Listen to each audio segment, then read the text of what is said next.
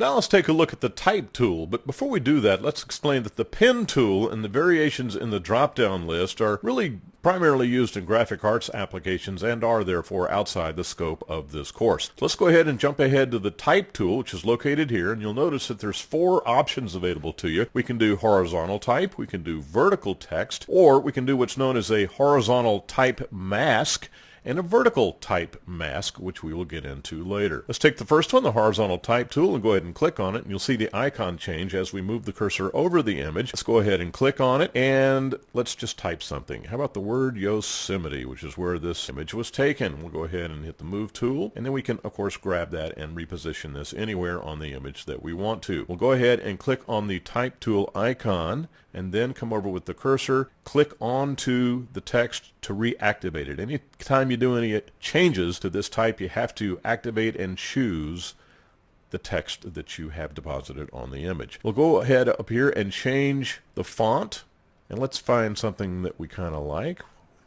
Let's see, down here, let's use, how about Papyrus? That's a good one. And we will go ahead and make this larger. And let's open the type dialog box under character, and we'll click on that, and we'll see all these choices come up, and you can click on the icon and then just drag it. Just drag it to make it as larger or smaller as you want to. And with this dialog box, we can also do things like shape the actual letters. Just put that back around 100%. You can also make the letters wider or more narrow. So we can do all of the changes on this image from the character dialog box. Let's go ahead and change the color to something like this. And we hit OK, and you can see the result there. Now let's establish another line. We'll choose the Type tool, come in and click, and then I will reduce the size to about 72 and then type the words National Park. Click on it, take it, move it. Now I don't want that specific font, so let's click on the Type tool, choose the text, come up and find another font. And let's choose QuickType because we want something different. This time we want it to be substantially smaller than the main word Yosemite, and let's make it kind of squashed right there. And then we can do what's known as spread right here like this. Click on it and reposition it. And I'm also going to change the color. So we choose the Type tool icon, click on the text, choose it, and then let's change the color. How about to green, just for no particular reason.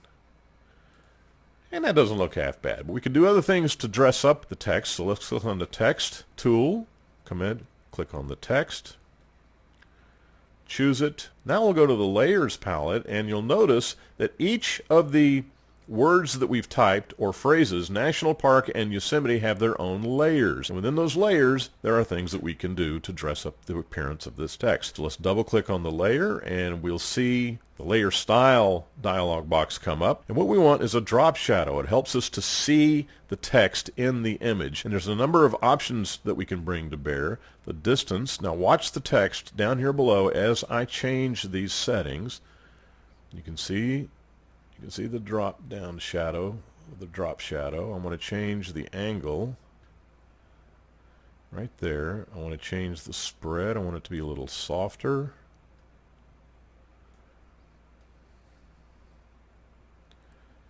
And I want the opacity to be 100%. So I'm making little changes to the drop shadow. And I can also save this style by simply clicking OK, or I can click on New Style, name it, which we'll just call it Yosemite. Click OK, and then it will be stored for future use. We hit OK, and we notice right here on the layer an FX, which means there's an effect that's on this top text layer. We want to put this drop shadow to match on this next layer of text. So let's click on it, choose it, and then we go back and click on the Yosemite layer, right click, copy layer style, then click on the national park, right click, and then come down and paste layer style, and we have a very exact duplication of the drop shadow on these two areas of text. Now, in simple terms, that's how the type tool works. Let's go back and start from the very beginning, and we'll look at something else. This time we're going to draw what's known as a type bounding box. We'll make this box right here, left click, and we'll make this, let's say 36 type, and we will say the quick brown fox jumped over the, and I don't know how the rest of this phrase goes because I never took typing in school. So now we have some text in the box, and we can choose it. Now, instead of the character dialog box, we're going to go to the paragraph dialog box, where we can change the justification to center. We can change it to a right justification, and then of course we can make it justify on both sides. Let's go back to the left justification. We can indent the first line. How many points? Let's just say 5, just to give it a number. And of course up here is where we change the size of the type, and let's just go ahead and say 12, and you can see that it gets reduced real small. If we go back to 18, that's a little bit larger. If we go back to 30, that's even larger. And again, we can go in and change the type. I'm going to go ahead and put a very commonly used font called Verdana, and let's just bring this back down to 12, and we're going to change the color to a plain black. Choose the move tool, and there you have it.